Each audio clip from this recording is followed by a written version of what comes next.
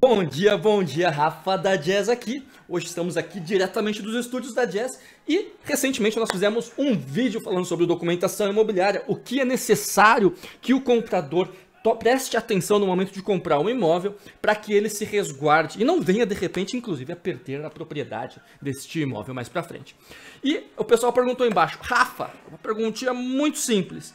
E se o imóvel for rural? O que muda?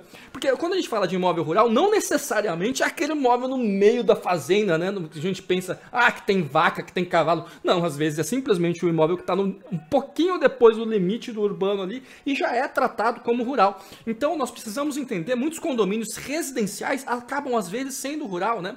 Então o que a gente precisa entender sobre esse imóvel é que a proposta continua exatamente a mesma. Você precisa entender se o proprietário, aquela pessoa que diz ser o proprietário, é mesmo o proprietário e se esse imóvel ele não tem nenhum débito no nome dele e nem no nome do proprietário, evidentemente, né?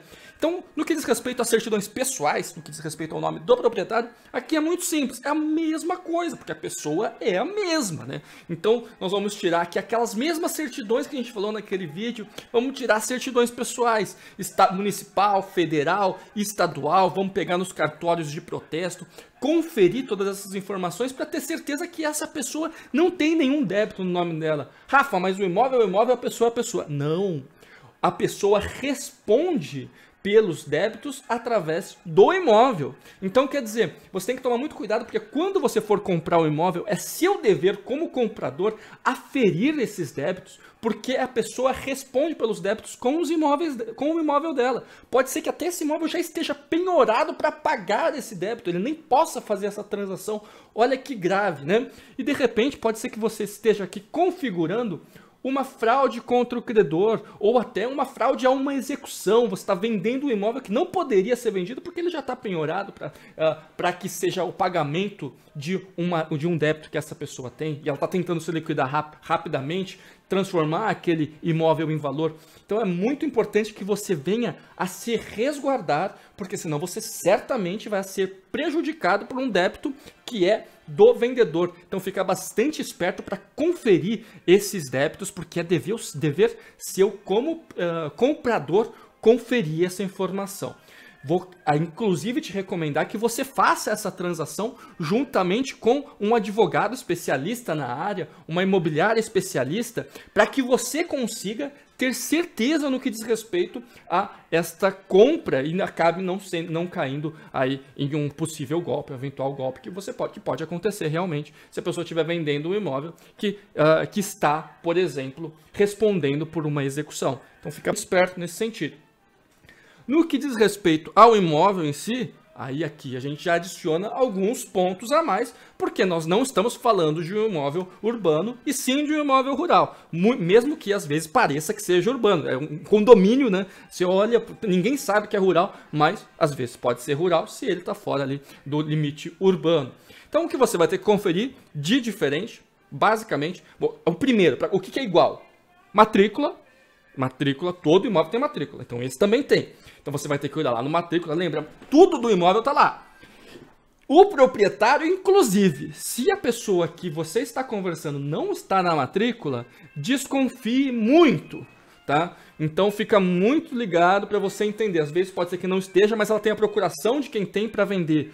E aí eu acho que já parte para um ponto que, se não está lá, é imprescindível que você tenha um advogado, porque aí os riscos começam a aumentar, beleza? É possível transacionar, acontece às vezes, principalmente em imóvel rural, do imóvel não estar no nome da pessoa, né? Mas aí fica muito ligado, porque a possibilidade de realmente ser um problema é um pouquinho maior. Então, nós estamos falando inicialmente matrícula, confere se está no nome da pessoa direitinho, e depois, e se não tem nenhum débito atrelado a essa matrícula, nós vamos ver, leia todas as averbações, veja se não tem nenhuma pendência ali financeira ou jurídica sobre o qual o imóvel responde, ou o proprietário. E depois nós temos na sequência, nós vamos pensar no IPTU, nós não temos mais aqui, certo? Aqui nós vamos falar de ITR, mas é importante que você confira também essa informação. E uma outra informação específica, que nós vamos falar de imóveis, que você não precisou de ver no anterior, diz respeito aos órgãos ambientais, como o IBAMA, por exemplo.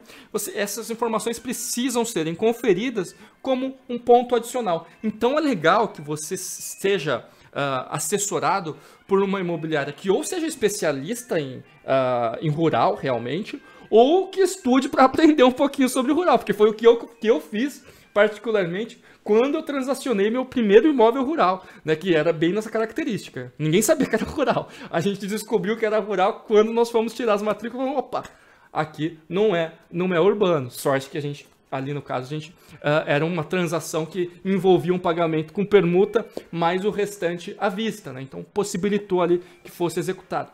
Um ponto de relevância é que aqui, quando nós falamos de rural, os planos de financiamento que geralmente são urbanos, não vão funcionar. Então, os planos de financiamento são outros, né? Então, esquece quando a gente estiver falando de SFI, SFH, né? A gente sai desses planos e parte para planos rurais, que são bem diferentes dos planos urbanos. Perfeito? E, basicamente, é isso que eu diria para te falar. Então, que eu diria para te falar é ótimo, né? É basicamente isso que eu tenho para te falar. Então, nós vamos recapitular, basicamente. Pega um advogado ou uma imobiliária especializada. 2. Confere as certidões da pessoa. 3. Confere as certidões do imóvel. E 4. Fique esperto nas diferenças que existem entre imóvel urbano e imóvel rural, principalmente de financiamento. E aí você vai fazer um excelente negócio. E se você gostou desse vídeo, deixa aquele like, dá aquele joinha que dá aquela força pro canal e coloca aqui embaixo as dúvidas que você tem a respeito de documentação rural. E se tiver mais algum ponto que você gostaria que eu trouxesse aqui, alguma dúvida que surgiu, coloca aqui embaixo também. Vamos responder e pode ser que gere um outro vídeo como esse daqui. Valeu, falou, até a próxima.